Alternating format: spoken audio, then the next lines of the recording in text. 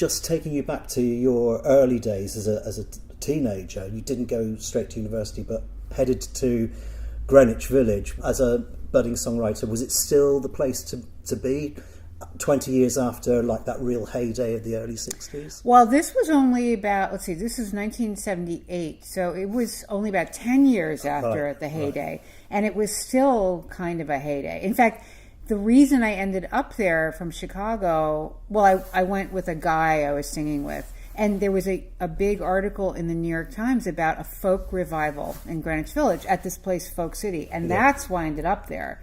So there were some acts that were getting a lot of attention who were playing there. I'm not sure if you guys are familiar with them so much over here. The Roaches, Steve Forbert, and a lot of people ended up coming because of that article. So that's how I ended up there. And who were your immediate contemporaries? Was there a good camaraderie between the people that you met there? Yeah, I mean, it really was. It was a very unique time because it was just this one place, and a lot of people congregated there multiple nights a week. A lot of singers, songwriters. So Suzanne Vega, she came shortly after I did. In fact, I'm the one who brought her down there because we were at Barnard College together. I met her and I said, you should come down and do this. And then Sean Colvin came about a year after that. And then people like Dave Van Ronk hung around a lot, Odetta. So there really was this community. And when the place closed in 1985, in some ways that really dissipated. Yeah, was that marked an end of an era? It kind of did. I mean, yes, it really did. It did mark the end of an era. We didn't know it at the time, but it did. Today, places get cleaned up, that lots of character gets sort of almost ironed out of these places. Does Greenwich Village still have a vibe like that, or has that changed irreparably? That's a good question. I mean, I live in Greenwich Village. It still looks the same, you know. It's not like a lot of it is what's called landmark, like buildings that can't be torn down. But the sort of hippie bohemian thing isn't there so much anymore because it's so expensive now. So high-end retailers, banks have moved into places where there used to be little shops. So I would say it looks the same, but it doesn't quite have the same character anymore. I came to your music quite late with the release of Every Single Day, which had followed a time playing with fellow musicians in Cry, Cry, Cry. How did that project come together? Were you all of a similar ilk? I had met Richard because I sang on his first album. We did a lot of singing together. He knew Dar. They did a lot of singing together. Dar and Richard started talking about, maybe we should make an album of just like fun songs we love. And Richard said to her, I've talked to Lucy about doing this. Maybe we should see if Lucy wants to do it too. And then I got a phone call, and I really thought, this is never going to happen. Oh, sure, I'm interested, but it's never going to happen. And then it did. And the album was really well received, and we went on this big tour, and it was a wonderful, wonderful experience all around. I was talking recently to singer Catherine Williams, who, apart from her own solo albums, has a side project, a trio called Pond.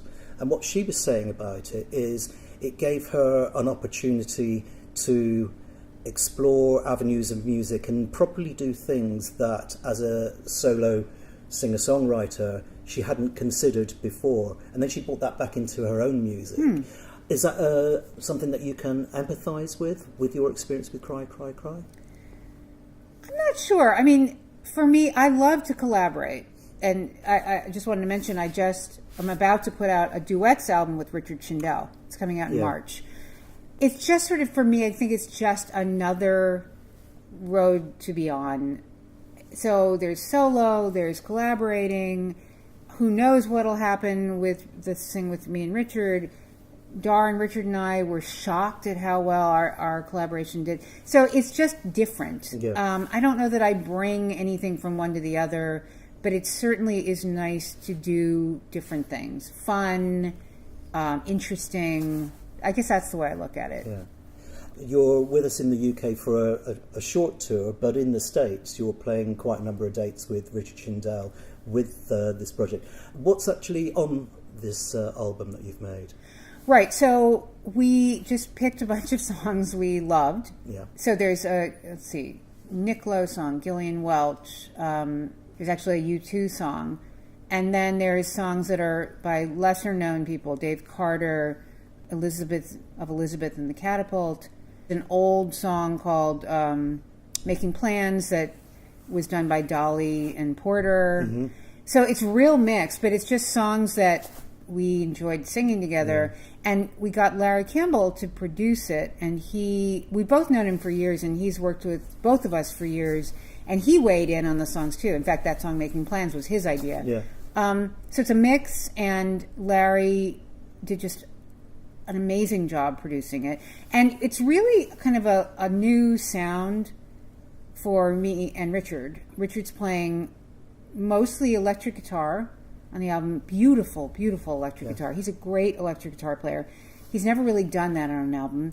And it's much more sort of, for lack of a better word, kind of Americana, rootsy than either of us have done before. Mm. And some of the singing is unlike anything we've done before, and that was partly because Larry really pushed us. So it's kind of a new sound for us. Yeah. We're talking at the start of 2015. You have your album with Richard Shindell coming out. Is the rest of the year mapped out for you at the moment? Or? Well, the rest of the year up until about June is pretty mapped out with lots and lots of gigs with Richard and a band. Mm-hmm. After that, I don't know, because Richard's got an album coming out of his own in August or September, so I'm sure we'll do more stuff together. I don't know. I don't usually know much more than like 6 months out, so no, I don't really know. Well, whatever it is, we wish you all the very best, and thank you for coming and visiting us here in Whitstable. Thank you so much for talking. Thank you very much. Thanks.